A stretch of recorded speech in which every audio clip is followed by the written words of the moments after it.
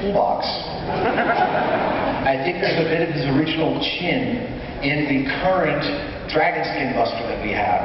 But then the whole concept of Buster as an analog to abuse for entertainment purposes has morphed far beyond the original Crash Test Dummy.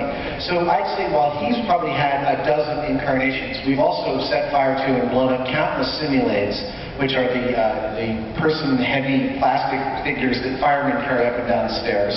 I have no idea how they do that. We want to do this on the show. You know, in like the movie Unfaithful, Richard Gere kills his wife's lover and then rolls him up in the carpet, and the elevator stops between floors and lifts him up and like puts him up. No way! I don't know if any of you have ever had to dispose of a body. I hope you haven't. I got to decide. So when we were looking for Jimmy Hoffa, we dug a hole out in front of Jamie's shop and we buried the pigs, right? We threw 2 pigs down into the hole, and then we had the cement truck come and pour cement in the hole. And as part of the process, I thought, well, it'd be funny to ask the cement guy, have you ever, buried bodies before? Figuring we'd get a funny response. And he says, oh man, I just run the hose into their garage. I don't want to go in there and see what they're doing.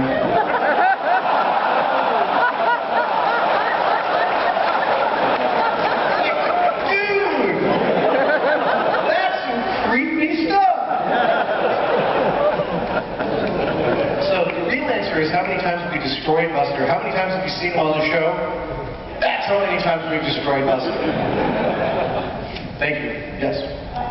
First of all, thank you for coming back to DragonCon. It's a pleasure having you. Second of all, I saw your talk on the dodo bird skeleton and the Maltese falcon. At the end of it, you were talking about redoing the Maltese falcon again because of the size differential. I was wondering if there had been any progress on that.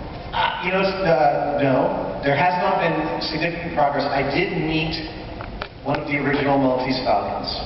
I was allowed to, I can't say where or how, but I agreed to maintain some secrecy.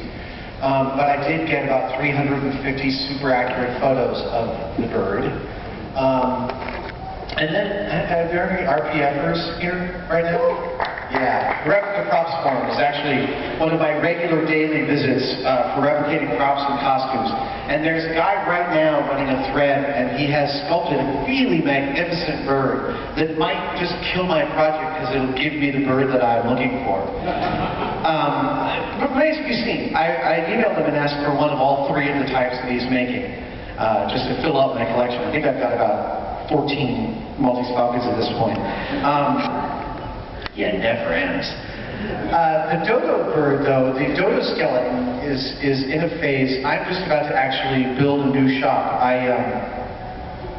Yeah, that was actually going to be part of my opening statement I was going to talk about.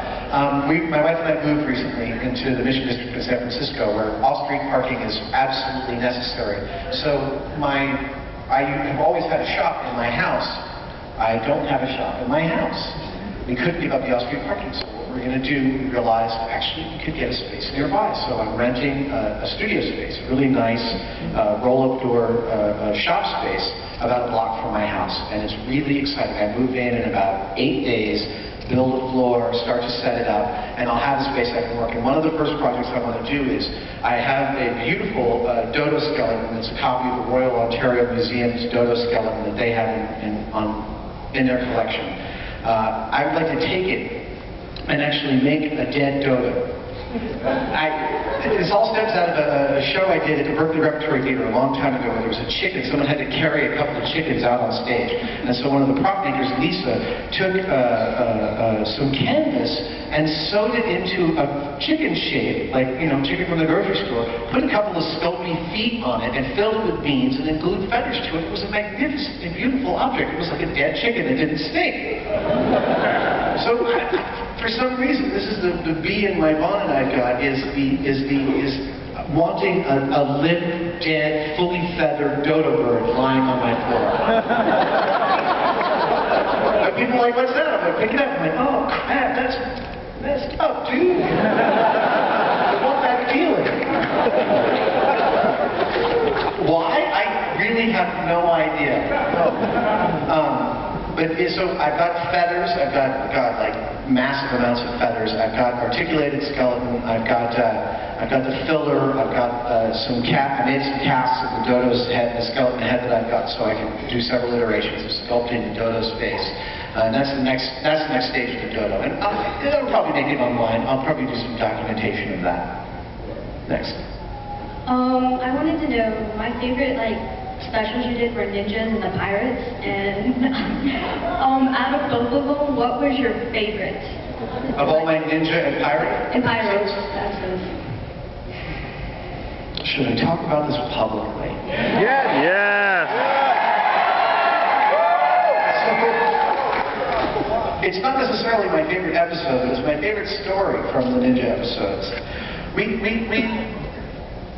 got this call, we aired that first ninja special, and people were like, no, you guys are idiots, we saw a guy catch arrows on TV. He caught arrows on the Ripley's Believe It or Not. And then this guy emailed one of our producers, and he said, I'm a ninja. Which a friend of mine points out is like saying, I'm a Minuteman. It's like, the lineage of Minutemen pretty much is long died out, as it is with ninjas. But this guy's like, I have several world records of catching stuff. And he does. He has like 8 world records of catching shit. So we had him out, and we've run into this problem a few times on the show. We hire experts, and whenever you hire an expert, you basically are saying, we've gone to the best, and here's the example of the best in order to test this story. And while that seems like a terrific model for doing something, it's often hard to know that you have the best. It's very arbitrary delineation, and it turns out holding 8 world records and catching stuff doesn't necessarily qualify you to be the best at catching arrows. So we ended up having to do a lot of dancing in this episode to tell the story we wanted to tell. And I still stand by our results, but recently we actually did have a guest on the show, and I mentioned this a little bit, but publicly this is an exciting announcement. Seth Rogen is a huge fan of Mythbusters, it turns out.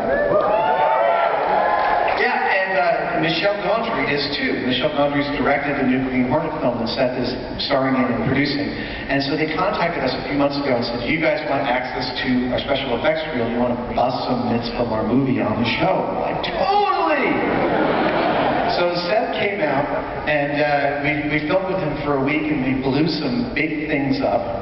I mean, really like on par with Cement Truck.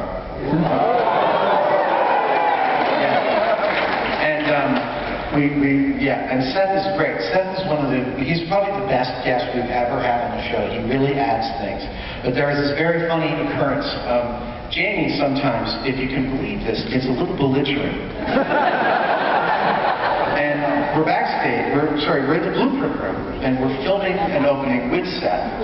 And we're doing this description, and I'm using coffee beans in place of dirt because it's kind of funny, and the coffee beans look great. And we have to, end with a joke. So Alice, my director, says, Jamie, what have you got for a joke? Jamie's like, I got something. So we go through the joke, and Jamie's joke is, does anyone want some coffee? And it kind of dies. And Alice goes, yeah, Jamie, that doesn't work. She's Australian. And Jamie says, I like it. And Seth, trying to, fit in, goes, I think it's good. And I go, hey, Jamie, I'm with Alice, I don't know if it works. So Jamie goes, all right, so go again. And he goes, does anyone want some coffee? There's a pause, and I was like, Jamie, I'd like something else. And he's like, well, I like that one. She goes, right, well, we've got that one. Why don't you give me another? And at that point, Seth goes, yeah, man, I get that direction all the time. This is pretty much the most common thing, because every take he does the camera is totally different. He's an improviser, he's a stand-up comedian, he's fantastic. I mean, he gave us so much stuff to work with. But yeah, it was nice. A little commiseration for Seth and Jamie.